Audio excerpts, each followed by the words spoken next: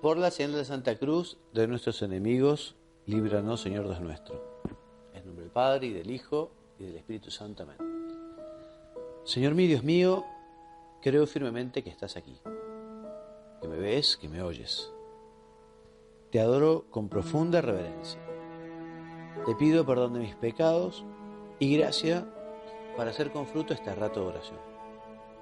Madre mía Inmaculada, San José, mi Padre y Señor, Ángel de mi guarda, interceda por mí.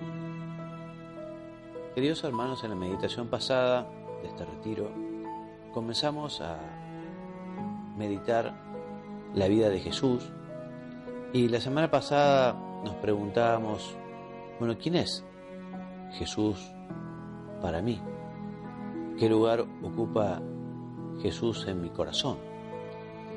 Y le pedimos a la Santísima Virgen que justamente sea Jesús nuestro norte, nuestro fundamento, nuestro amigo, nuestra razón de ser, en fin, que realmente podamos tener en nuestro corazón junto al suyo. Y hoy meditaremos un poquito el nacimiento de Jesús en Belén. Una meditación que seguramente se renueva todos los años en el Adviento, un tiempo precioso, ¿no? La verdad que preparar la Navidad, preparar la venida del niño Jesús, preparar el corazón como si uno preparara aquel lugar donde estuvo San José, la Virgen, donde llegó Jesús al mundo, ¿no? En aquella cueva, en aquella mangiatoia, como le decía en italiano el Papa San Juan Pablo II, ¿no? Aquel lugar destinado a las bestias, ¿no? Realmente un misterio, como el Rey de Reyes, el Señor de Señores, el Creador del cielo y la tierra, bueno, quiera elegir ese lugar para nacer. Evidentemente aquello no fue fruto del azar, ¿no? Fruto de la casualidad, y seguramente fue uno de los temas que la Santísima Virgen le comentó a San José. Pienso que San José, cuando no encontraba un lugar para que su mujer pudiese dar a luz, cuando golpeó aquel mesón, aquella posada, y quizá algunas casas de familia, y que una tras otra se iban cerrando las puertas diciendo que no tengo lugar, no puedo, en fin, el tema que fuere. Bueno, San José seguramente se llenó de tristeza, y evidentemente las Sagradas Escrituras no nos dan toda la información, porque San José obviamente no se fue a Poncho así nomás, ¿no? San José seguramente después de la Virgen fue la criatura más perfecta que Dios creó, y seguramente algo allí falló como para que la Virgen no tuviera un lugar para estar y para pasar la noche y para poder tener a su hijo. San José sabía que ya estaba maduros los tiempos, en fin, ya el niño Dios llegaba, su mujer, la Santísima Virgen, ya estaba por dar a luz, y la Escritura nos cuenta qué es lo que pasó, pero lo que sí sabemos es que efectivamente tuvieron que irse hasta las afueras de allí de Belén, allí cavada en la roca calcárea, este lugar, y seguramente la Santísima Virgen, como te decía, lo consolaría a San José y le diría: José, no te preocupes, esta es la voluntad de Dios. Vos hiciste todo lo que humanamente se podría haber hecho. Vos fuiste muy previsor, ¿no? Y evidentemente la Virgen sabía que eso era así, ¿no? Que Jesús nació en ese lugar por un querer de la Santísima Trinidad, un querer del Padre, en fin.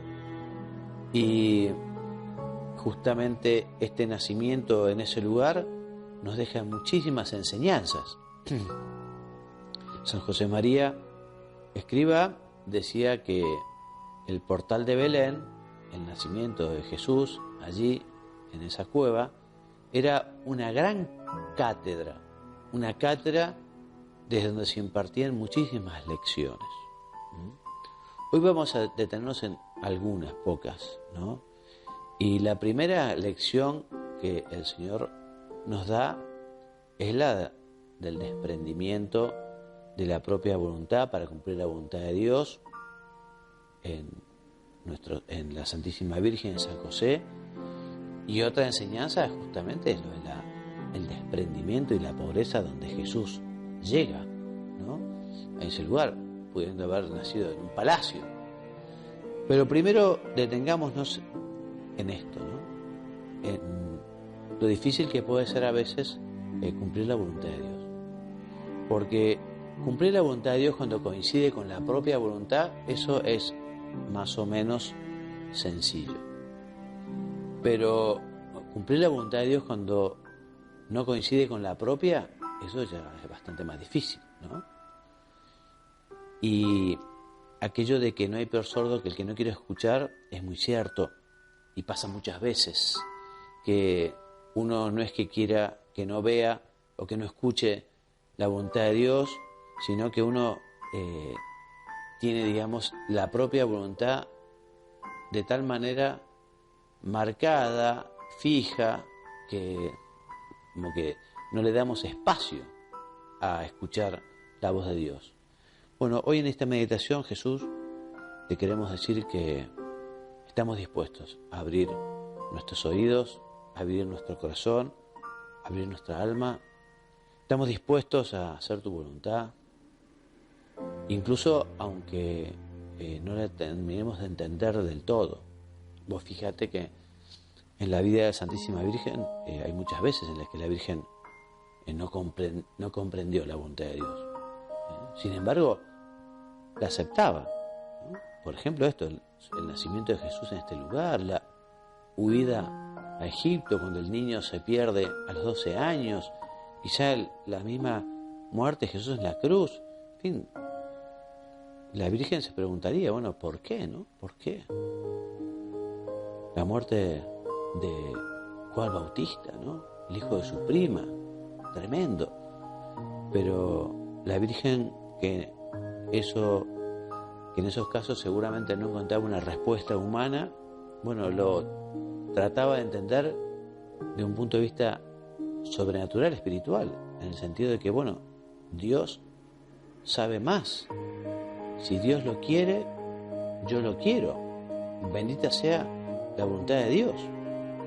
Y eso es lo que hoy justamente le podemos pedir a la Santísima Virgen para nosotros. Que sepamos, primero que querramos escuchar la voz de Dios. Y que efectivamente, habiendo escuchado, tengamos la generosidad de decir, amén, así sea, hágase en mí según tu palabra. Lo que no podemos hacer es poner excusas, lo que no deberíamos hacer es poner excusas, es decir que no podemos, es decir, bueno, más tarde, más adelante. No. Evidentemente es lógico que cuando uno escuche la voz de Dios, piense que Dios le pide demasiado. Y sí, suele suceder. Suele suceder porque, entre otras cosas, Dios espera mucho más de nosotros de lo que nosotros esperamos de nosotros mismos. Y además porque Dios cuenta con que Él nos va a dar la gracia, la fuerza, los medios para poder hacer aquello que nos pide. Nunca además Dios nos va a pedir algo que no podamos dar, algo que supere nuestra capacidad. Así que, en fin, Señor, te pedimos que nos ayudes a aceptar tu voluntad, entenderla, quererla, amarla, y con esa cuota siempre de incertidumbre, esa cuota de tirarse un poco a la pileta, por decirlo de alguna manera, ¿no? Porque no tenemos conocimiento total de cómo se va a desarrollar el futuro, cómo van a seguir los acontecimientos. De alguna manera vamos haciendo camino al andar, vamos justamente escuchando la voz del Señor y tratando de ir por donde Él nos marca o por donde Él nos dice. Muchas veces vienen las personas para pedirme consejo para tomar una decisión, ¿no? No sé, muchas cosas distintas, no sé. Estoy de novio, corto con mi novio, con mi novia. Bueno, yo siempre les digo, bueno, pero vos esto se lo preguntaste al Señor, porque hablar con Dios no es hablar con la pared. Hablar con Dios es hablar con un padre, hablar con un hermano, que efectivamente te va a dar la respuesta.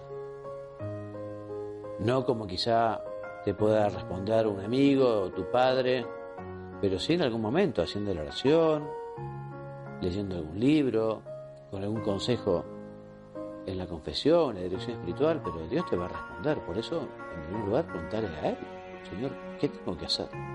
¿Cuál es mi camino? ¿Voy bien por aquí? ¿Tengo que doblar a la derecha? ¿Tengo que doblar a la izquierda? ¿Tengo que seguir derecho? Bueno, la primera gran enseñanza de esta cátedra del Portal de Belén es la aceptación de la voluntad de Dios y por parte de San José y de la Virgen. Y la humildad de Jesús, que si bien era un bebito, Él nació en este lugar y después, cuando falleció, tampoco tenía lugar donde reclinar la cabeza. Donde lo enterraron tampoco era de su propiedad. Y llevó una vida muy sobria. Jesús nos dirá: qué difícil es que un rico entre en el reino de los cielos. También nos dice el Señor que allí donde uno tiene su tesoro, allí tiene uno su corazón. Por eso tenemos que tener nuestro corazón en las cosas que son de Dios, fundamentalmente, y uno puede decir, bueno, casi todo es de Dios. Sí, es verdad. Y también, digamos, un poco en el orden o en la jerarquía de valores que le corresponde, porque lo que a veces sucede es que ponemos en primero o segundo lugar cosas que no deberían serlo.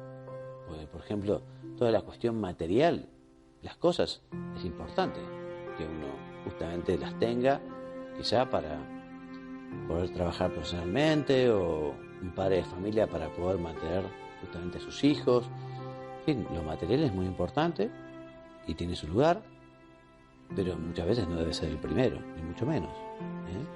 El trabajo es importante, pero hay cosas que son más importantes, como justamente el amor a Dios, la familia.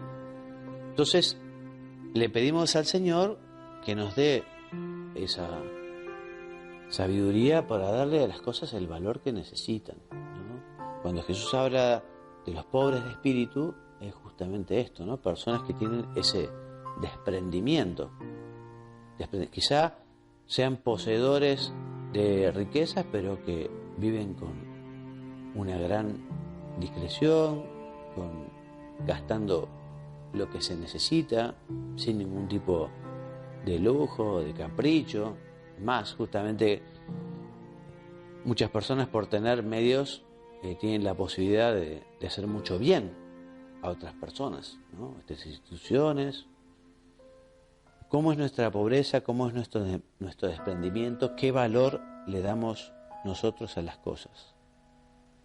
Dice el Catecismo de la Iglesia, en el número 2545, que recoge el número 42 de la Lumen Gentium, de la Constitución Dogmática del Concilio Vaticano II, que todos los cristianos han de intentar orientar rectamente sus deseos para que el uso de las cosas de este mundo y el apego a las riquezas no les impidan, en contra del espíritu de pobreza evangélica, buscar el amor perfecto. O sea que nosotros las cosas que amamos, también las materiales, tienen que poder estar en el corazón de Jesús. Esos amores también tienen que estar ordenados. Bienaventurados los pobres de espíritu, San Mateo. A los pobres les pertenece el reino de los cielos. Así que, en fin, ¿cómo andamos nosotros de desprendimiento? ¿Qué valor le damos a las cosas? ¿Cuán apegados estamos a lo que tenemos? ¿Llevamos una vida así demasiado cómoda cómo es nuestra generosidad. Tengo un cuento que se llama La ciudad de los pozos, muy simpático, de Jorge Bucay, que nos habla un poco de esto de una manera bastante metafórica. Y dice así el cuento: esa ciudad no estaba habitada por personas como todas las demás ciudades del planeta. Esa ciudad estaba habitada por pozos, con Z, pozos, ¿no? Pozos vivientes, pero pozos al fin. Los pozos se diferenciaban entre sí no solo por el lugar en el que estaban excavados, sino también por el brocal, la abertura que los conectaba con el exterior. Había pozos pudientes y ostentosos, con brocal de mármol y de metales preciosos, pozos humildes de ladrillo y madera, y algunos otros más pobres, con simples agujeros pelados que se abrían en la tierra. La comunicación entre los habitantes de la ciudad era de brocal a brocal, y las noticias cundían rápidamente de punta a punta del poblado. Un día llegó a la ciudad una moda, entre comillas, que seguramente había nacido en algún pueblito humano. La nueva idea señalaba que todo ser viviente que se precie debería cuidar mucho más lo interior que lo exterior. Lo importante no es lo superficial, sino el contenido. Y así fue como los pozos empezaron a llenarse de cosas. Algunos se llenaban de joyas, monedas de oro y piedras preciosas. Otros, más prácticos, se llenaron de electrodomésticos y aparatos mecánicos. Algunos optaron por el arte y fueron llenándose de pinturas, pianos de cola y sofisticadas esculturas posmodernas. Finalmente, los intelectuales se llenaron de libros, de manifiestos ideológicos y de revistas especializadas. Y pasó el tiempo. La mayoría de los pozos se llenaron a tal punto que ya no pudieron incorporar nada más. Los pozos no eran todos iguales, así que si bien algunos se conformaron, hubo otros que pensaron que debían hacer algo para seguir metiendo cosas en su interior. Algunos fue el primero. En lugar de apretar el contenido, se le ocurrió aumentar la capacidad ensanchándose. No pasó mucho tiempo antes de que la idea fuera imitada. Todos los pozos gastaban gran parte de su energía en ensancharse para poder hacer más espacio en su interior. Un pozo pequeño y alejado del centro de la ciudad empezó a ver a sus camaradas ensanchándose desmedidamente. Y él pensó que si seguían hinchándose de tal manera, pronto se confundirían los bordes y cada uno perdería su propia identidad. Quizá a partir de esta idea se le ocurrió que otra manera de aumentar su capacidad era crecer, pero no a lo ancho, sino hacia lo profundo. Hacerse más hondo en lugar de más ancho. Pronto se dio cuenta de que todo lo que tenía dentro de él le imposibilitaba la tarea de profundizar. Si quería más profundo, debía vaciarse de todo contenido. Al principio tuvo miedo al vacío, pero luego, cuando vio que no había otra posibilidad, lo hizo. Vacío ya de posesiones, el pozo empezó a volverse profundo, mientras los demás se apoderaban de las cosas de las que él se había deshecho. Un día, sorpresivamente, el pozo que crecía hacia adentro tuvo una sorpresa. Adentro, muy adentro y muy en el fondo, encontró agua. Nunca antes otro pozo había encontrado agua. El pozo superó la sorpresa y empezó a jugar con el agua del fondo humedeciendo las paredes, salpicando los bordes y por último sacando agua hacia afuera. La ciudad nunca había sido regada, más que por la lluvia, que de hecho era bastante escasa. Así que la tierra alrededor del pozo, revitalizada por el agua, empezó a despertar. Las semillas de sus entrañas brotaron en pasto, en tréboles, en flores y en tronquitos endebles que se volvieron árboles después. La vida explotó en colores alrededor del alejado pozo, el que empezaron a llamar el vergel. Todos le preguntaban cómo había conseguido el milagro. Ningún milagro, contestaba el vergel. Hay que buscar en el interior, hacia lo profundo. Muchos quisieron seguir el ejemplo de Vergel, pero desandaron la idea cuando se dieron cuenta de que para ir más profundo debían vaciarse. Siguieron ensanchándose cada vez más para llenarse de más y más cosas. En la otra punta de la ciudad, otro pozo decidió correr también el riesgo del vacío. Y también empezó a profundizar. Y también llegó al agua. Y también salpicó hacia afuera, creando un segundo oasis verde en el pueblo. ¿Qué harás cuando se termine el agua?, le preguntaban. No sé lo que pasará, contestaba. Pero por ahora, cuanto más agua saco, más agua hay. Y pasaron unos cuantos meses antes del gran descubrimiento. Un día, casi por casualidad, los dos pozos se dieron cuenta de que el agua que habían encontrado en el fondo de sí mismos era la misma. Que el mismo río subterráneo que pasaba por uno inundaba la profundidad del otro. Se dieron cuenta de que se abría para ellos una nueva vida.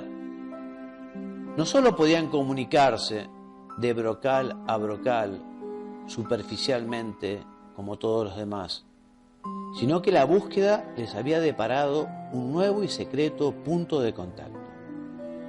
La comunicación profunda que solo consiguen entre sí aquellos que tienen el coraje de vaciarse de contenido y buscar en lo profundo de su ser lo que tiene para dar. Y me gusta mucho este cuento porque es lo que Jesús nos dice, ¿no? No podemos llenar nuestro corazón de cosas como aquellos pozos. No podemos permitir que las cosas, ¿no?, esos afectos desordenados, ese afecto material, nos llenen el corazón, porque no se puede amar a Dios y a las riquezas. No podemos tener lugar para Jesús y también para los placeres desordenados, para el egoísmo, para la vanidad, para el materialismo. Esa es la pobreza de espíritu, ese vaciarse para que efectivamente Jesús pueda llenar nuestro corazón. Y lo llenará con las cosas que más nos convengan. En ese sentido, también tenemos que tener una gran fe, porque si efectivamente vaciamos nuestro corazón, Dios nos hará felices y nos dará cosas que quizá nunca se nos ocurrieron, nunca pensamos, pero mucho mejor de aquello que podíamos llegar a imaginar. Pero ya te digo, para eso hace falta fe, para que nos lleve justamente a la generosidad de la entrega, de la donación, de ese vaciarse de uno mismo. Qué difícil es que un rico entre en el reino de los cielos. Jesús exhortaba a sus discípulos, dice el catecismo, a preferirlo a Él respecto a todo y a todos, y les propone renunciar a todos los bienes, por Él y por el Evangelio. Recordemos, por ejemplo, aquella buena viuda que solo tenía 2 moneditas de cobre, no tenía nada. Llega al templo queriendo agradecer a Dios la vida que le había dado, en fin, tantas cosas buenas que había recibido. Y esta mujer entregó todo. Y nosotros no sabemos cómo sigue la historia. Sabemos que efectivamente Jesús llamó a los apóstoles y les dijo: ven, esta mujer ha dado más que nadie, porque los demás han dado de lo que les sobraba, pero esta mujer ha dado todo. Te decía, no sabemos cómo continuó la historia de esta buena mujer, pero a mí no me cabe la menor duda de que después el Señor se volcó generosamente con esta buena mujer, generosamente, ¿no? Y no me cabe la menor duda que ser generoso con Dios es el mejor negocio que uno puede hacer. Dios no se deja ganar en generosidad. Pero claro, para eso hace falta el salto de fe. Para eso hace falta la valentía. Para eso hay que animarse, que es lo que no pudo hacer el joven rico. Porque cuando Jesús le dijo, bueno, andá, vendé todo y seguime, el hombre se fue triste. No se animó. Por eso, Madre nuestra Virgen María, te pedimos que nos ayudes realmente a vivir la pobreza de espíritu, la generosidad, a llevar una vida sobria, a llevar una vida, en fin, generosa. También sabemos lo bueno que es la limosna y la generosidad.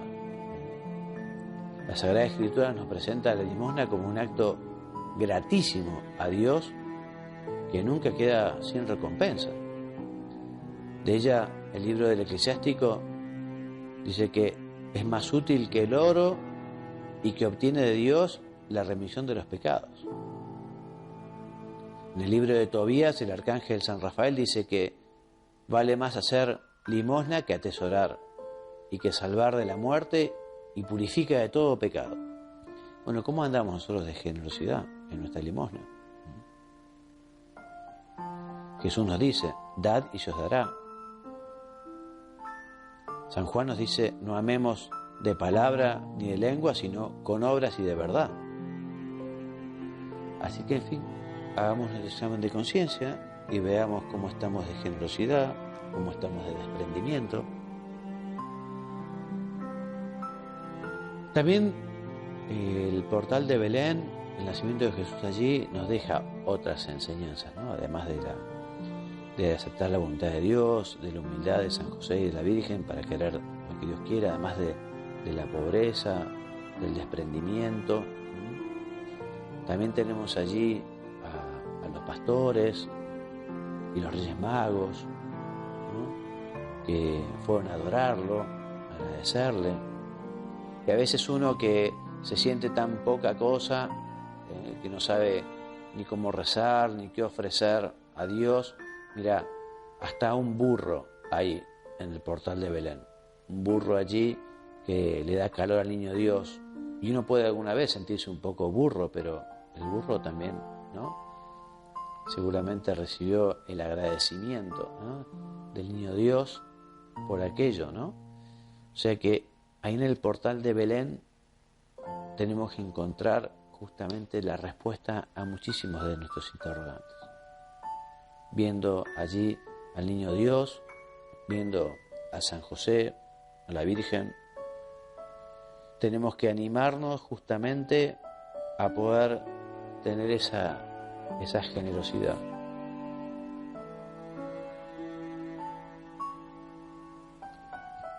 Donde en la medida en que efectivamente nos entreguemos al Señor, también nos llenaremos de una gran paz, Una persona que tiene fe y una persona que vive buscando la voluntad de Dios tiene una gran tranquilidad, porque sin ser, digamos, un irresponsable, pero dice, bueno, ya Dios dirá, ¿no? Dios dirá, vamos viviendo el presente, haciendo las cosas que pensamos que es lo que Dios quiere para cada uno, y después, bueno, no sé, Dios dirá.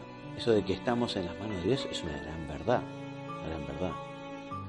Pero bueno, hay muchos que les falta fe y quieren tener todo absolutamente dominado, y pareciera como que si jugaban al ajedrez con Dios, ¿no? Bueno, si muevo esta ficha, si Dios mueve esta otra. Y a veces no, hay que confiar, a veces como que Dios nos patea el tablero, ¿no? Y dice, bueno, muy bien, vamos por aquí, ya se ve que esta es la voluntad de Dios, vamos por aquí. Bueno, terminamos nuestra meditación agradeciéndole a la Santísima Virgen su amor y su docilidad, el cuidado del niño Dios cuando era bebito. Le agradecemos a la Santísima Virgen todas las gracias y favores que nos consigue de Dios. Pues le pedimos hoy estas dos cosas, ¿no? Al terminar este rato de oración. Uno, es saber escuchar la voz de Dios para ponerla por obra.